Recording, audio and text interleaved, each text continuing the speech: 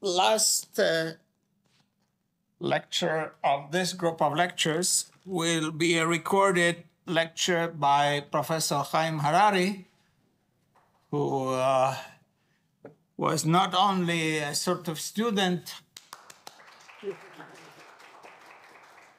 of Yuval, but also his relative. So it's today we would say nepotism, but I think it's a very good example of nepotism. Two outstanding physicists. And so please, let's hear Haim.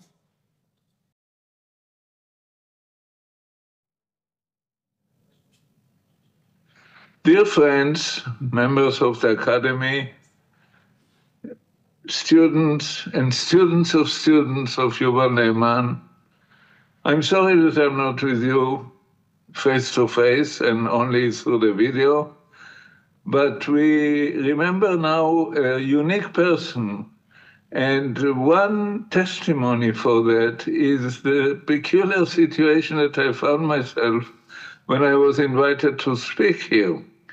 Because the name of the symposium that was chosen by the Academy was Beyond the Horizon and Out of the Box, and I didn't know that. And the name of my speech or lecture that I gave was Born 100 years ago and Arrived 200. And if you think about it, these are identical names. They're both showing the scope in time, in breadth, in diversity of topics of the man we are talking about. And that, as an introduction, is already giving a big percentage of the magnitude of the achievements and abilities of Yuval. Yuval was born 100 years ago, as we all know now. He lived many lives in his 81 years of real life. Many lives because he did many things, many topics. His main professional love was always physics. It's strange, it's almost unbelievable. And most people who knew him along the line didn't realize it. But he has a dream about physics and a dream about being a physicist since very early age. And something which is very special about the different topics and different items that added up to create his productive life was perfect timing. He was a soldier and an officer and a leader, a military leader during the War of Independence of Israel. He used his outstanding brain to be an intelligence officer when the war was over. He then became a diplomat because he was a man of the world. He grew up in 3 different continents. He spoke several languages, which at that time was rare. And he represented Israel by then. And as a diplomat, he found himself near physics in London. And that was his switch to physics, which later led him to introduce a whole new field of physics to Israel, to create a center of high dimensions and high quality of that field in Israel, and then moved to create physics department and the University of Tel Aviv. He was one of the founders, and on and on and on, and we'll get back to this as we go along in the next few minutes. So Yuval was a man of all trades, a man of all seasons, a man of all talents. He was not always right, but he was always thinking ahead. He was always thinking about the distant future. He was always trying to predict where we are going and where anyone else is going. And that was quite remarkable to all of those who knew him very well. So to go back to his childhood, he was born in Israel, or not Israel, in pre-Israel Israel in 1925. He was exactly 23 on the Declaration of Independence in 1948. He was a soldier, an officer, an infantryman, not an intelligence officer. He then became the deputy head of intelligence of the Israeli army. He then became a student in a senior officer course in France, and then the Israeli military attaché in London, where the nearest university was Imperial College, and his dream to be a physicist could be only accomplished under the direction of a Pakistani religious Muslim scientist, Abdul Salam, later a Nobel laureate, and one of the greatest scientists of that period, who was heading the group in Imperial College London. So the Israeli military colonel and the Muslim Pakistani physicist collaborated. Yuval was a student of Salam. But again, the collaboration was very interesting because what Yuval has done there was his most important work. And that paper was signed by Yuval alone, not by Yuval and Salam. In other words, it was the unusual situation that a PhD student is signing his own paper without co-signing of the thesis advisor, who may or may not have proposed the topic and may or may not participated in the production of the results. But in this case, he wasn't. In this case, Yuval was doing the whole thing by himself. And that really established him, that one paper established him a few years later, when the predicted particle, the omega minus, which was led to by this paper, was discovered with great fanfare at CERN in Geneva. And Yuval became, overnight, from a PhD student and then fresh PhD, one of the authorities in the field of particle physics. A field which did not exist in Israel. Israel was already good in atomic physics. Israel moved in time to nuclear physics in the 30s and 40s. And we are talking about the late 50s, the early 60s, when particle physics began to be the hot subject of physics, and Israel did not exist in this field. And Yuval returned from London and introduced it in Israel. And the way he introduced it was in three different directions. By convincing very senior physicists, experienced, famous, well-known all over the world in other fields of physics, to convert their interest into particle physics. One of the most important of this was Harry Lipkin, who was already having a great name in nuclear physics, in atomic physics, in solid-state physics, and at that time transformed into a particle physicist, mostly under the influence of Yuval. But there were others which I will not mention here. The second level of people who were converted by Yuval to particle physics were young students who were just getting to the point of starting their PhD work. And he had three such students, and we will mention some of them later. And the third group were people that he knew from his previous occupations in various places, which he also recruited. And Yuval became the head of a small laboratory near the Weizmann Institute, but not related directly to Weizmann, of the Atomic Energy Commission in Israel.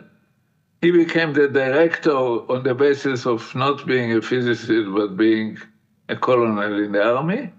But he was also a physicist, and he has his physics research group together with his administrative duties.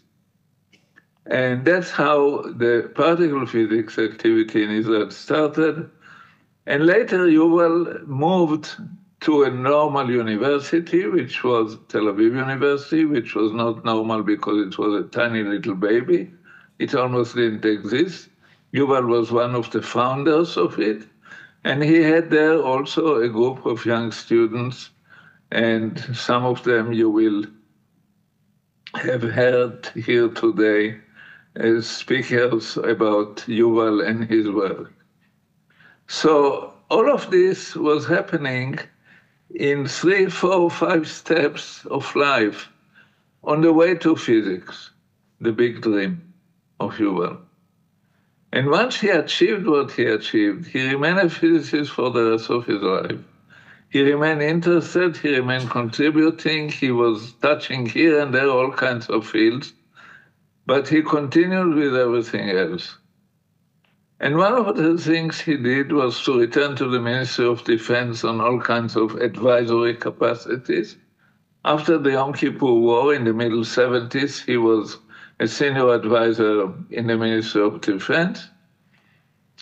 And then all of this in parallel with his physics research in Tel Aviv University.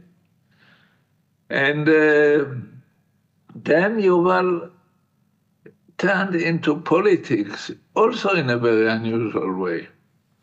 Yuval grew up in an environment and an attitude which today would be defined as somewhat left of center. He certainly was not what is defined today as right-wing or far-right, and definitely not far-left. But on the issues of politics as opposed to issues of war and peace in the Middle East, he was somewhere a little bit left of center. At that time, Menachem Begin, the prime minister, reached the peace agreement, the historic peace agreement with Egypt, with Anwar Sadat.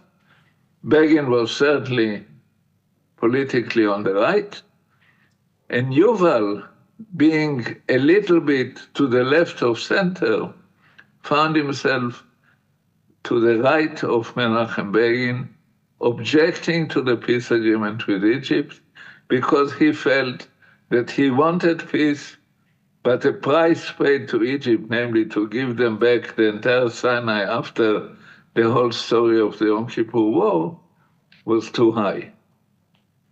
And Yuval started a whole new political party, which was really the far right in terms of Middle East policy, but not at all the far right in terms of conventional right-left politics as practiced in other countries.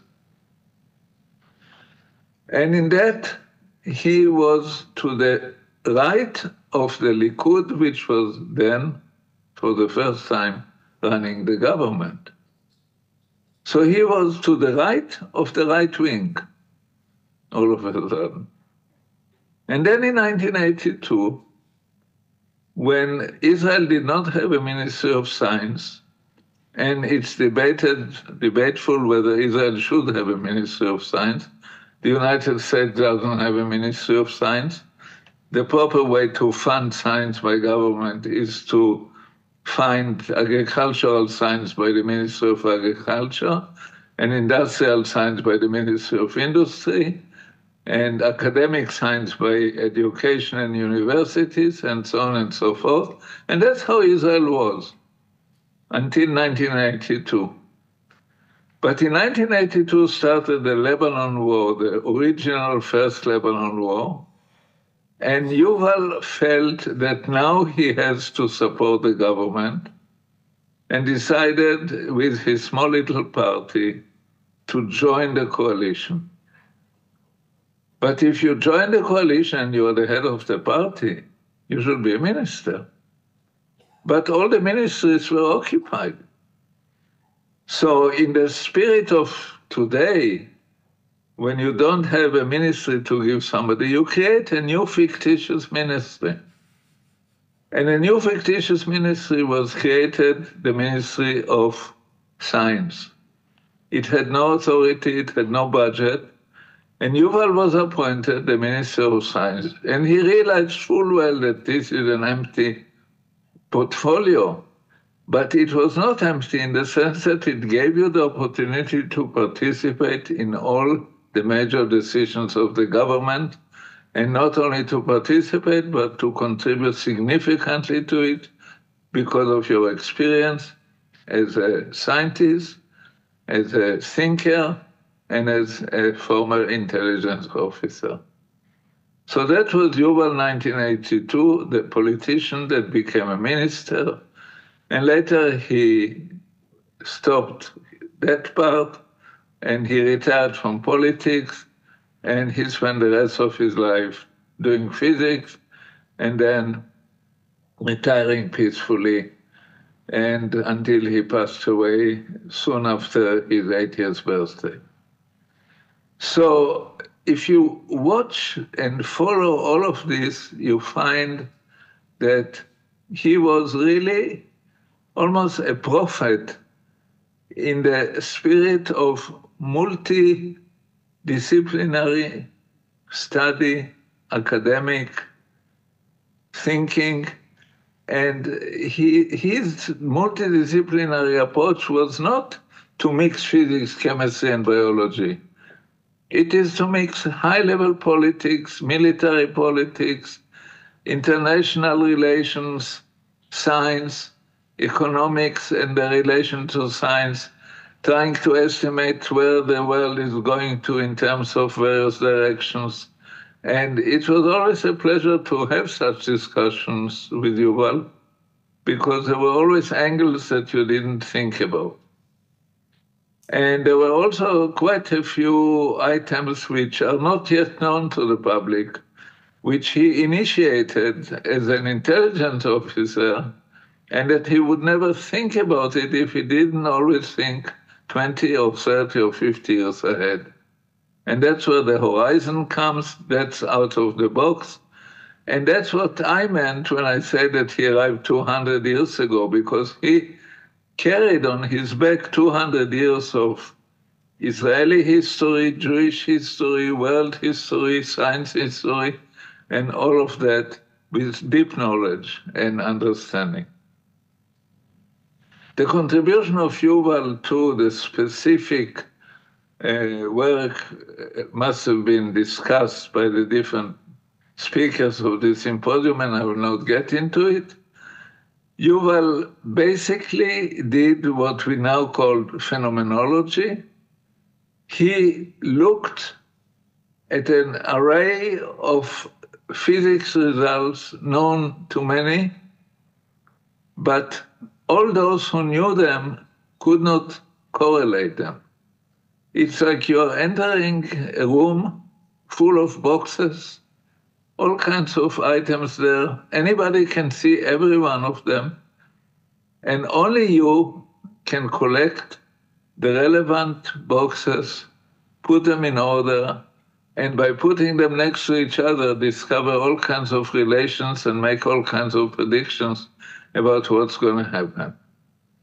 And that was the SU3 theory, the theory that Yuval proposed in the PhD thesis under Salam in Imperial College in London around 1961. And that was a unique example of not theoretical physics in the sense of inventing a whole new theoretical idea, and also not experimental physics, because he never did any experiment, but observing the multitude of experimental results and putting order into them in a clever way, which shows where we're going. And Yuval will be remembered by so many different things, because you touch it and he was there. You look at it and he was thinking about it. And as I said before, he was not always right. He was, like everybody else, sometimes wrong, but it was quite remarkable. Full disclosure to conclude my remarks. Yuval was all along the way related to me personally in an incredible number of ways which somehow never materialized. Yuval and I are cousins, our first cousins. We are 2 of 11 grandchildren of the couple Abba and Sarah Ne'eman, among the founders of Tel Aviv. We are 5th or 6th generation born in this country, and that's number one, relation number one. Relation number two, when Yuval was young, he lived a few years in Egypt with his family, with his parents. He then returned to Israel to study in Gymnasia Herzliya, and he was deficient in Hebrew. He was perfect in English and French. His Hebrew teacher was my mother, his aunt.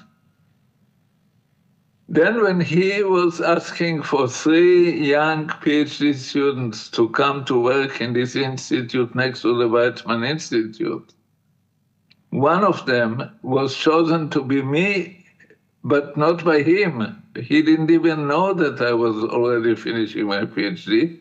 And as soon as the 3 of us started to do the PhD thesis, he went to Caltech and became there the professor and the hero of the finding, the discovery of omega minus. And then, as we go along, he was the president of Tel Aviv University. I was president of Weizmann many years later, no connection between the two. And when I was chairman of the Council of Higher Education, giving all the budget to all the universities in Israel, he was appointed as Minister of Science with the idea that maybe that will replace the Council of Higher Education, but he didn't. He didn't try to do it, and he didn't until today. So there were 6 stations on the way in which our paths have met, and in none of them we influence each other in any significant way. Not because we didn't want it, not because he didn't want to help me, not because I didn't want to learn from him, but somehow there was always something that separated the two. When I was a student, he was away, etc., and I will not get into any more of this. The family, of course, know all of this. Yuval was the oldest of the 11 grandchildren. I am number 6, exactly in the middle. He is 16 years older than me. And other than that, I feel that he was one of the great figures of Israeli science and in physics. And his contribution was absolutely amazing and impressive. And we remember him, and we will remember him for many years because of his many different contributions and deep thinking. Thank you very much.